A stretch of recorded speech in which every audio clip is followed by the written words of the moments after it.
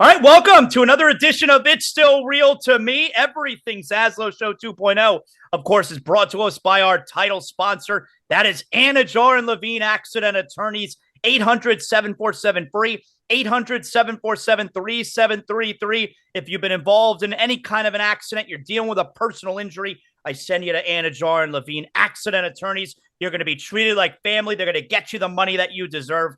Anidjar and Levine Accident Attorneys, 800-747-FREE, 800-747-3733. Our pal is Joey Levin, my partner here on It's Still Real to Me, as I don't know if this is an emergency podcast. It's kind of a bonus episode. Last night was WWE Payback. Tonight is AEW All Out. I'm a very game time decision for All Out. I'm leaning toward getting it. I am. I'm leaning toward doing it. We'll talk about Payback from last night. But I think the main reason that we're doing this show today, because we did a preview show a couple of days ago, CM Punk fired yesterday officially by AEW. And I mean, I got to pat myself on the back because a couple promo clips that I sent out a couple days ago on Friday for the most recent episode of It's Still Real to Me, one of those clips that I sent out was that CM Punk is definitely not going to be fired. And the other promo clip that I sent out was Damian Priest is definitely leaving WWE Payback as world champion. So I had a banner weekend, Joey. I guess that's why we don't write the shows. But I mean, you're not the only person, I think. I think there's a lot of people, honestly, that are still, it seems like the consensus is he probably needed to be fired. But I think there were a lot of people on your side that were like, if it didn't already happen, how's it happening now? So not that wasn't the hottest take to get wrong, you know. All right, so should I read the statement here? I guess I may as well. Yeah, go ahead. Sure. All right, so Tony Khan put out this statement yesterday afternoon. Statement from All Elite Wrestling and Tony Khan.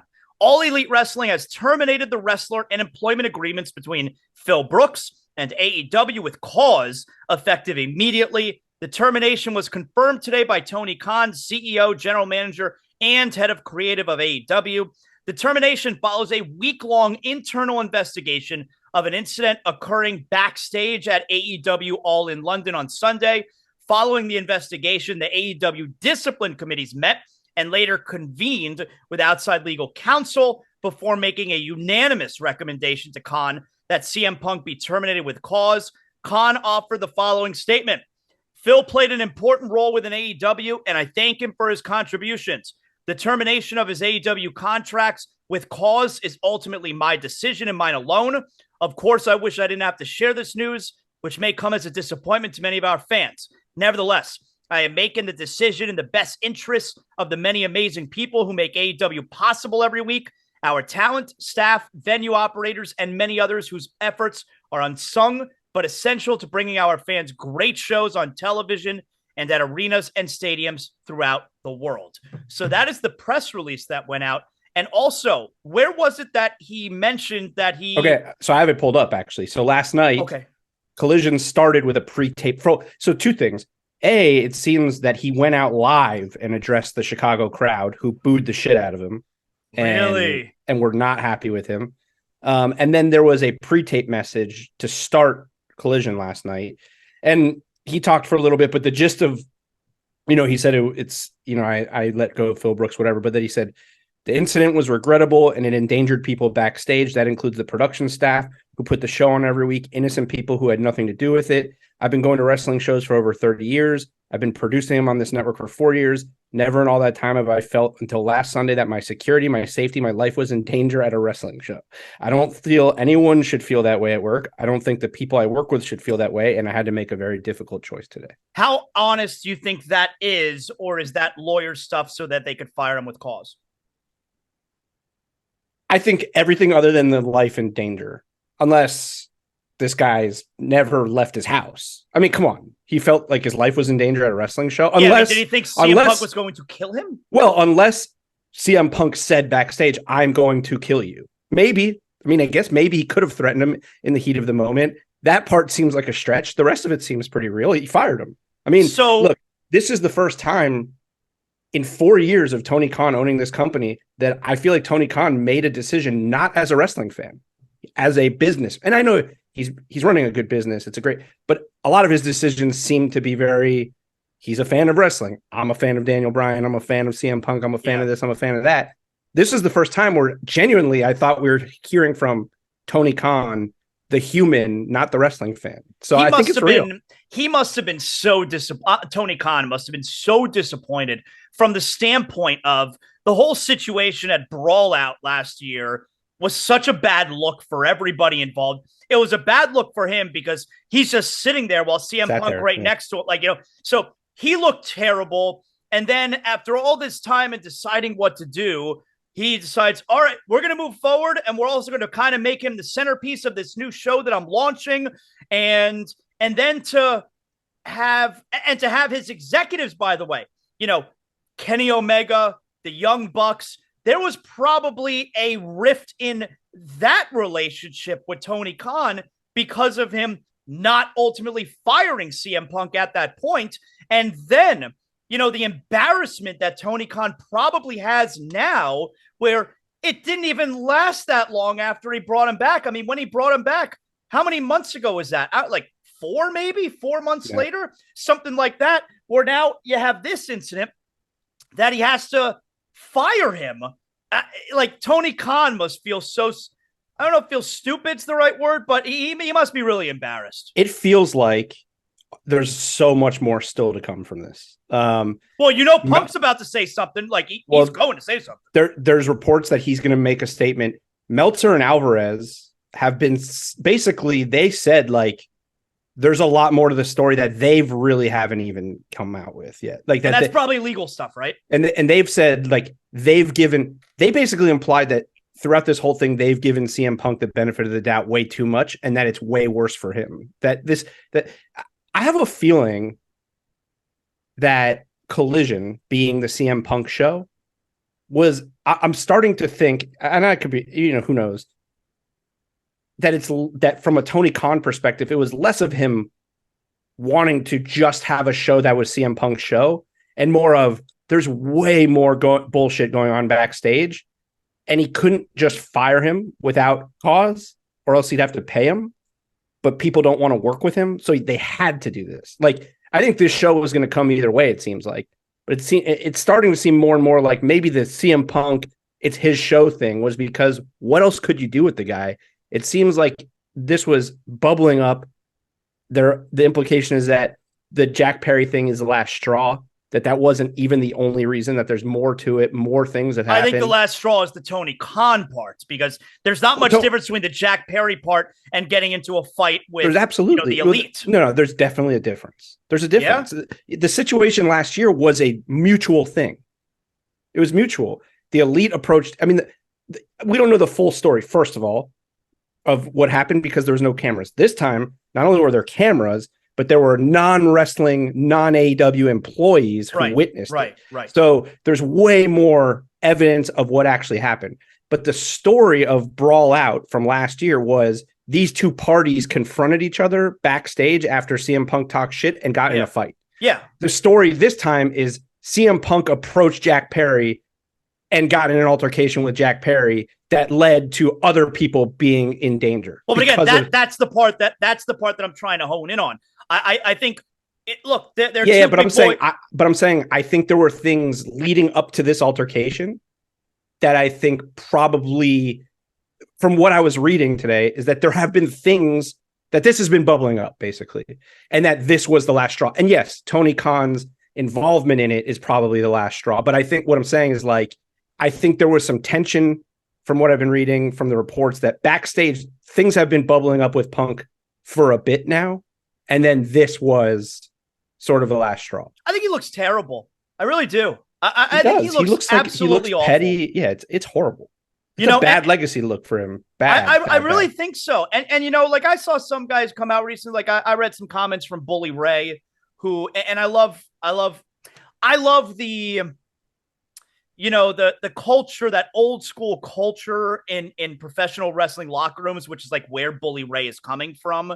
And he was talking about, he thinks Jack Perry was really out of line, and that CM Punk is trying to do things, real glass, keeping everyone safe, that kind of deal. But and that Jack Perry was at a lot looking into the camera and saying what he said. But to me, it's kind of like, look, the wrestling world, the culture, the locker room has evolved. It's changed over the years. And CM Punk is not in a locker room from WWE in the mid 2000s. This is a locker room that is a lot younger. And, and we're in 2023. And you got to adapt to the environment. Yes, things were one way back then. And now you work over here. And you know what? Maybe they don't do things the way that you always did and the way that all the veterans used to. Yep. But this is where you work now. And you got to adapt. And I just think the whole thing is such a bad look. He comes off as such an asshole when it was so exciting when he returned. It was like seeing a ghost. It really was. When he returned that night in Chicago, it was like seeing a ghost. And the run's been, the run wasn't great to begin with. And now the way that it ends, I think it's a major blemish for him. The three highlights of his run are going to be the return, the press conference after All Out last year, and getting fired. Yeah. Can you name to me, I can't name another highlight. There's not anything over the last 2 years of CM Punk that sticks out. Like, I can't even remember I know he had an MJF feud. Yeah, I mean, I was at Revolution where he had the dog collar match and they were all bloody. And so that was cool, I guess, but. Yeah. But I think also just he came in, they made a big deal out of it. Rightfully so. Getting him was huge. 7 years out. When he left at the top of the game, he was a star, is a star, so somewhat still. And, but I think he came in, I don't know, I guess, I think people don't like him.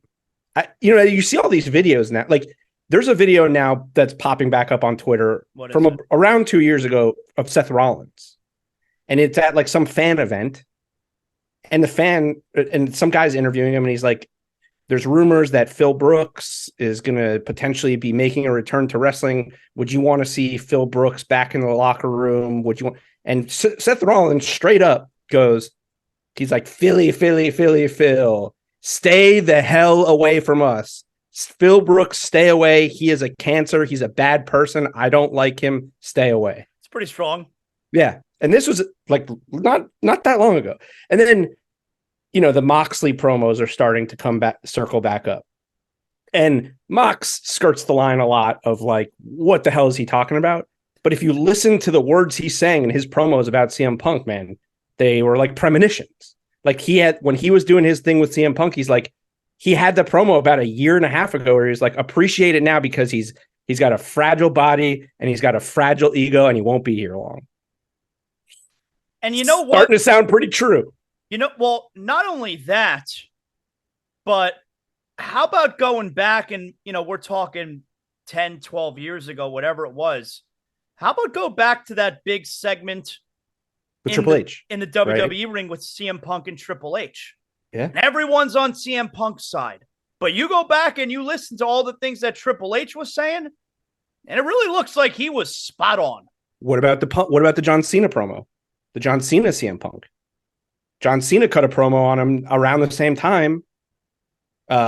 You lied to these people. You lied to all these people. You sat there on the ramp and you talked about change, and change wasn't ice cream bars, and change wasn't good things for the guys in the back. Change was CM Punk becoming a star. And that was the promo that Cena cut on him in WWE. Mm-hmm. And obviously these guys say things that are true to life because they're trying to get reactions from each other and they're trying to get, but the fact that there are all of these promos now that people are reposting and all these videos coming out, it starts to all make sense in your mind. Maybe this really is just this guy. And do we ever get to a point where he actually looks in the mirror and says, you know what? No, maybe I was wrong. I don't think so. Are we going to get to a place in 10, 15 years from now? Is he going to have the mea culpa? I don't think so. I think he's done. I think he's absolutely done. Oh, I think he's done. Well, I mean, people are like, where is he going to go? What's he going to do? And here's the true testament to the popularity of CM Punk. Of like, because I've been saying this now, whether he's going to get fired or not. He's not popular. I know wrestling fans think he's popular, and that's fine. I get it. Well, in wrestling, I guess my point is like, in wrestling circles, he's popular. He's not a mainstream name. He is not a mainstream. But if he goes anywhere other than WWE, no one gives a shit, and it fails. If he goes to TNA, no one's watching. You're not watching, right? Because I'm sure as hell not watching. And no offense to them, that's just like, I'm not going to seek out another show. If he goes to NWA does some cool stuff. I'm not going to watch it, but like, I'll tell you what, if Jericho went, I would. So it's sort of like one of those things where, is he really that relevant anymore? No. So I think he's done, and I think he's done for good, because he's a weird guy. Like, I don't think for a guy who like claims or talks all the time about the history of the business and the Bret Hart stuff and how much he loves the business, I don't think he cares that much about the business. I think it's starting to seem like he gives a shit about CM Punk, and that's pretty much it. Does it mean anything to you that Survivor Series is in Chicago Allstate Arena? No, zero. I mean, it would be crazy. It would be one of the craziest things in wrestling history. 0% chance.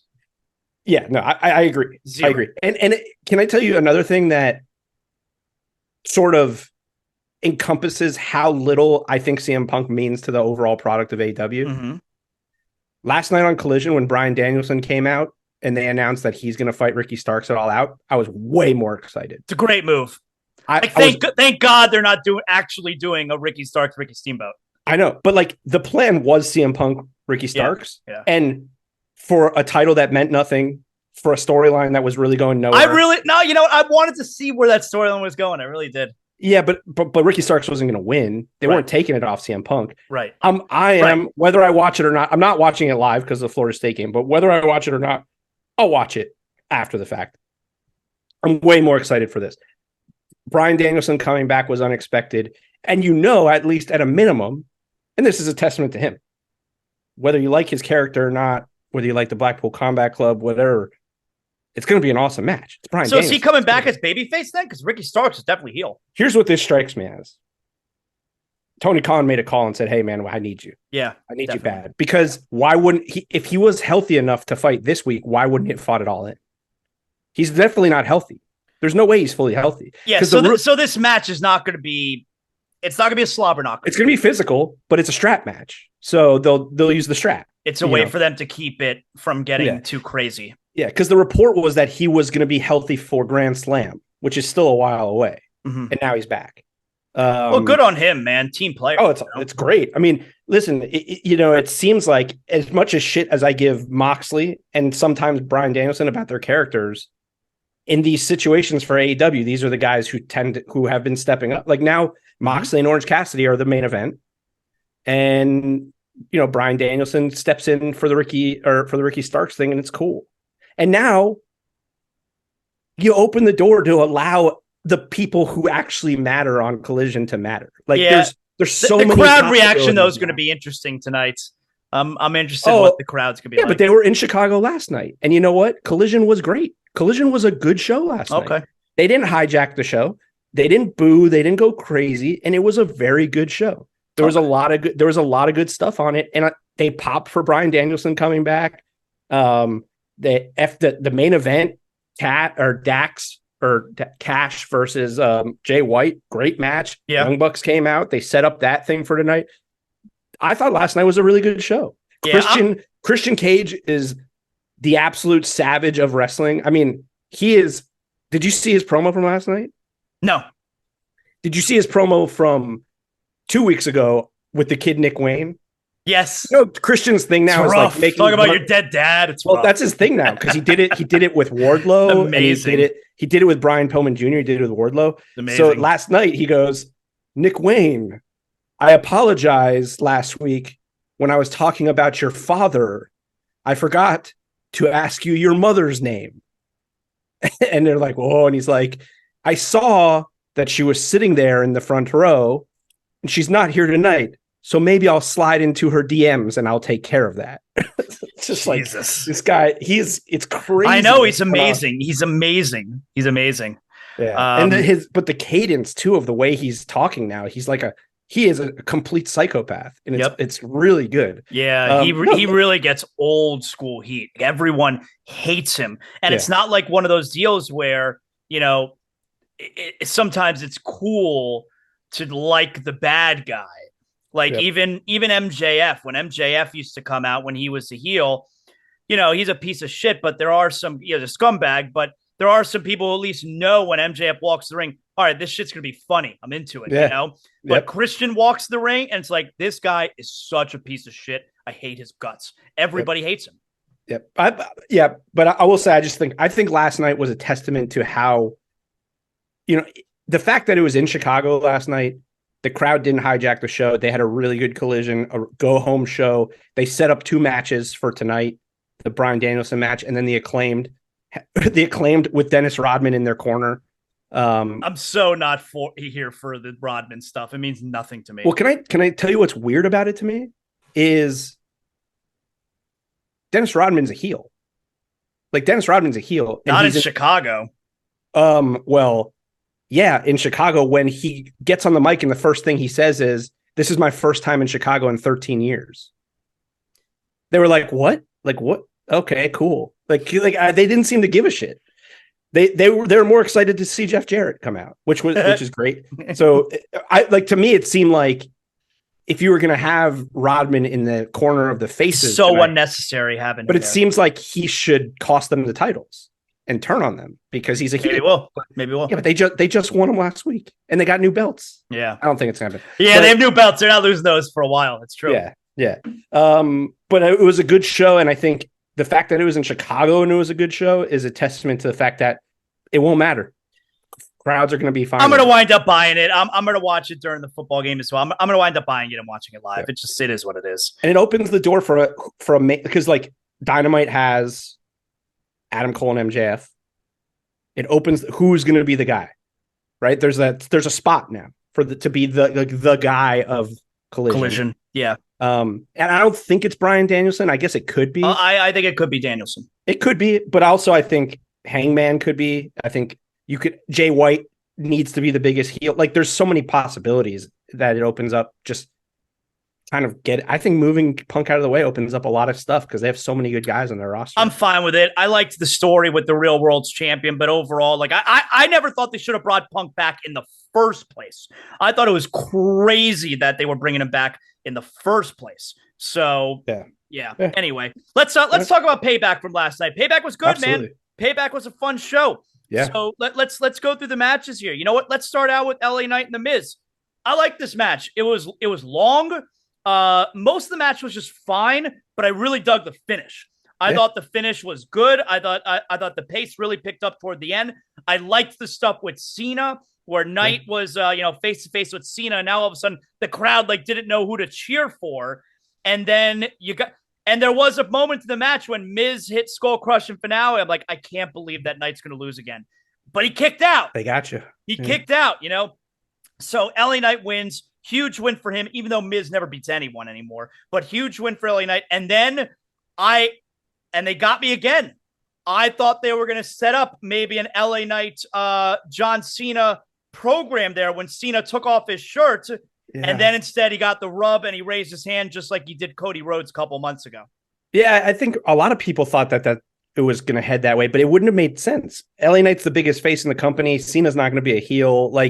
It would have been weird. I mean, it would have been cool to see them have a match. Also, by the way, the segment beforehand, Miz and Cena was great. Really good.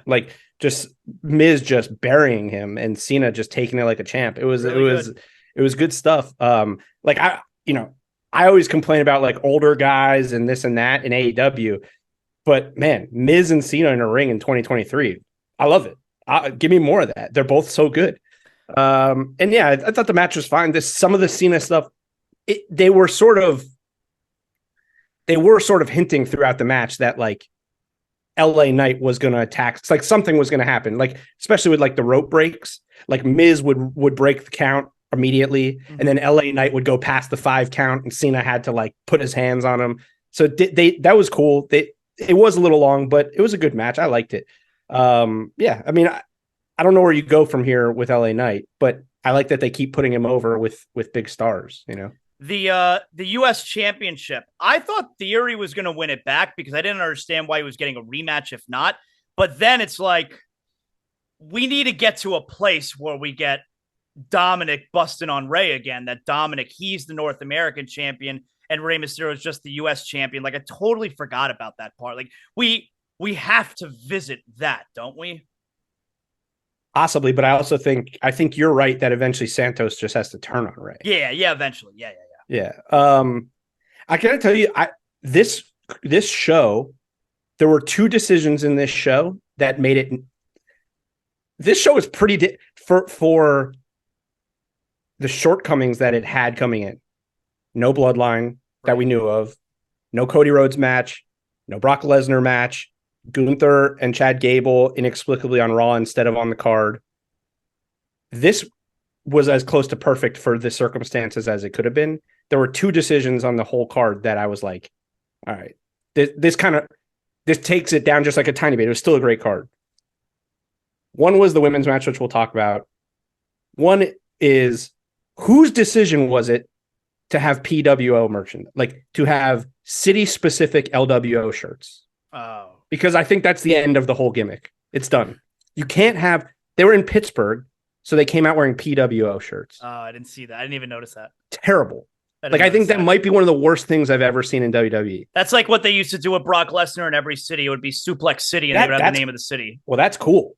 But like that's Suplex City, but that's fine. But like LWO, if you're an LWO fan, buy an LWO shirt. Yeah. If not, what Pittsburgh World Order? What are we talking about? Yeah, what does that mean? Now we're gonna do this in every city. You know what it looks like to me? It's like, you know what it looks like to me?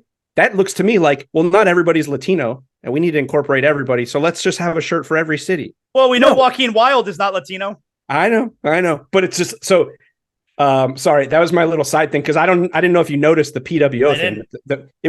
I was like, come on, that is the word. And to me, that's like signals. All right, LWO. That actually signaled to me like maybe LWO is going to be done soon. Because like if these are the ideas, that would mean Santos turning on. Right, I'm just saying, but if these are the ideas that they're coming up with now, PWO, like maybe it's jumped the shark a little bit. Can I tell you what my favorite part of the night though was?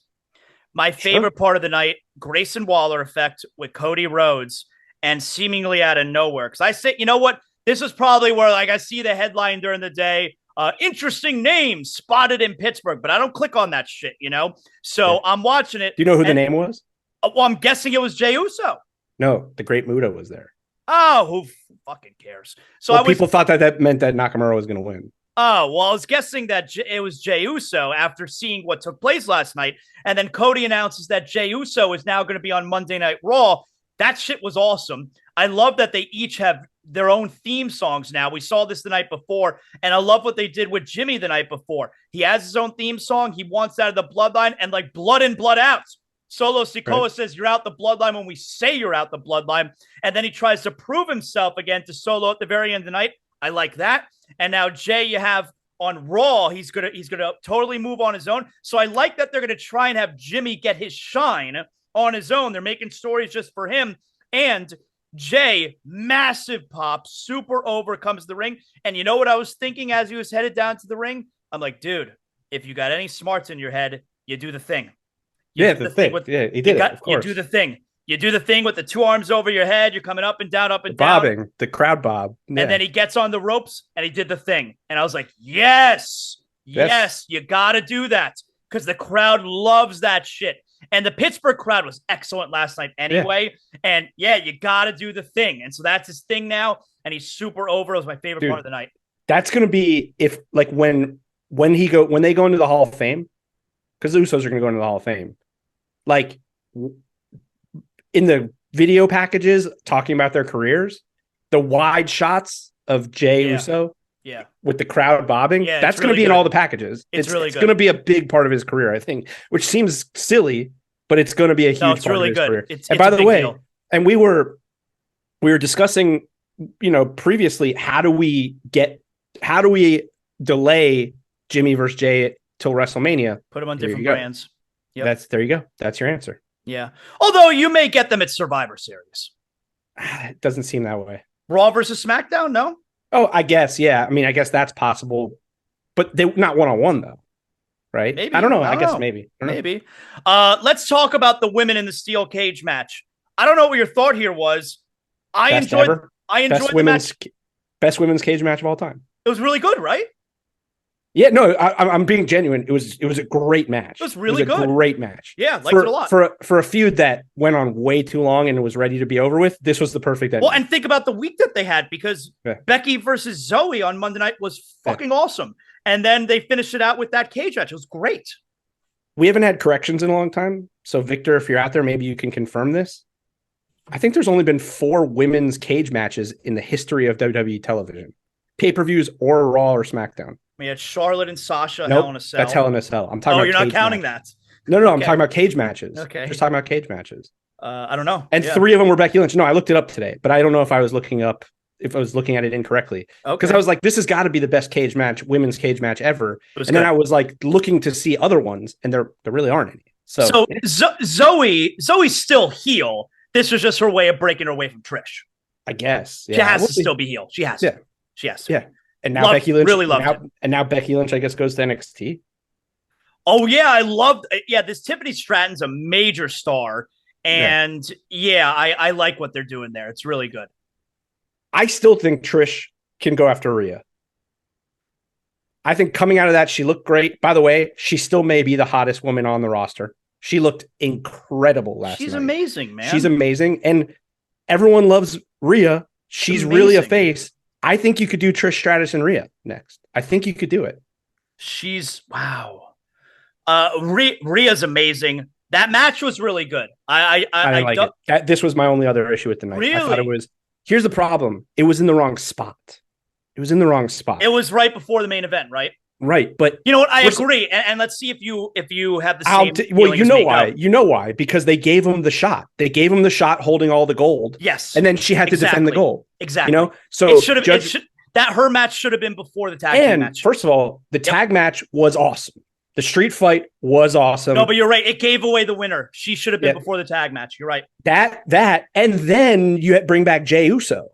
And then you have that match. The air was out of the building. You're right. We knew that Rhea was going to win. You're right. The match was a little long, and it wasn't as grudge matchy as it should have been. Like, these two hate each other. They have this, and they lock up. Well, we talk about this. I hate when they lock up when they hate each other. Why are you locking up? Just you're the 2 biggest women on the roster. You're the 2 most physical. Just beat the shit out of each other. It should have been like a 5-minute match where they beat the dog shit out of each other. Well, and also Raquel. I think it would have been more impactful. Raquel was super rusty.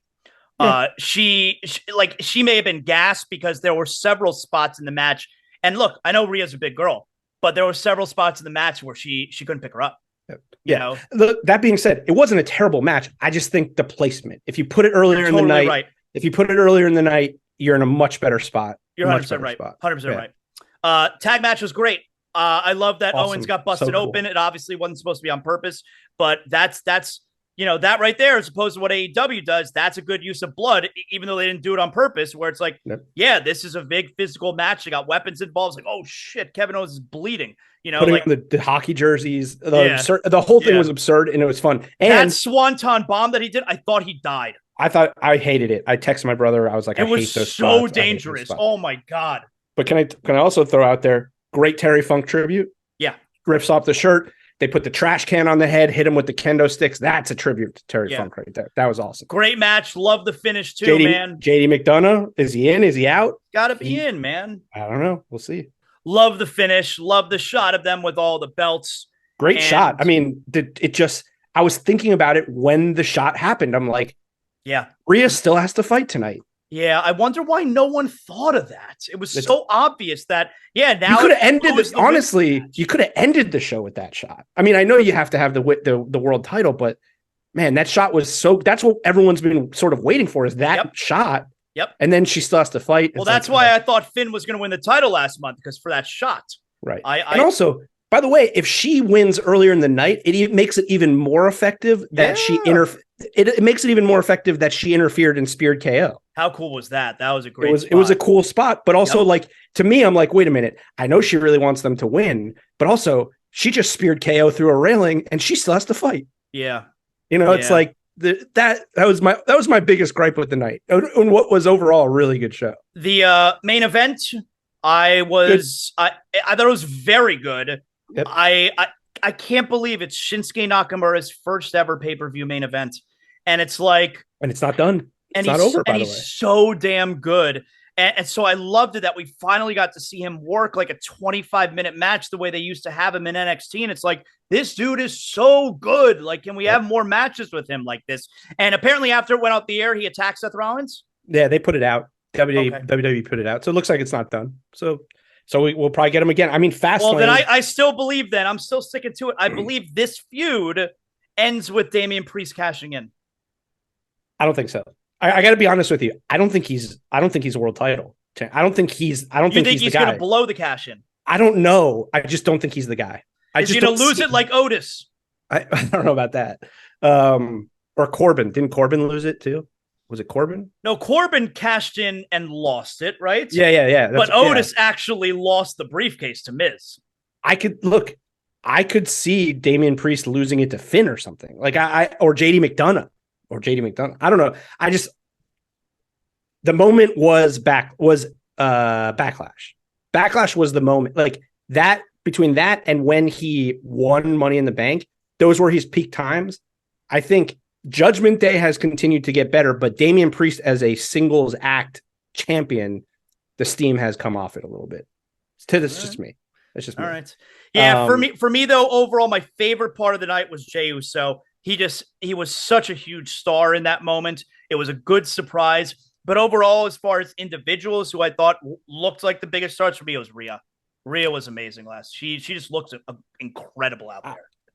To me, I think because I didn't expect very much out of it at all, the cage match was maybe the highlight of the night. I thought it was an incredible match. Like, and some of the bumps they were taking were ridiculous. And then the shot of them holding all the gold was probably the best part of the night. That was incredible. By the way, this is becoming a Triple H thing, where this is becoming like a theme of his reign as the head of creative. What? Pay-per-views that are not supposed to be good end up being great. Oh yeah, that's like, cool. You're just like, oh, this is kind of a throwaway pay-per-view. Right. No bloodline, no and then it ends up being an awesome. It's like Backlash. It was like, oh, no Roman, whatever. And then Backlash was incredible. Yeah. This one, we were thinking the same thing. It's like, oh, no Roman, no Cody. Great show. So what do we got next? We're in September. Is there a show at the end of this month? Is it Fastlane? I don't know what the date is for Fastlane. WWE Fastlane is October 7th. Oh, okay. So there's not going to be another pay-per-view this month then. Yep. Okay. And so Fastlane and then Survivor Series. Yep. All right. There you go. And Fastlane's in Indianapolis. All right. Very good.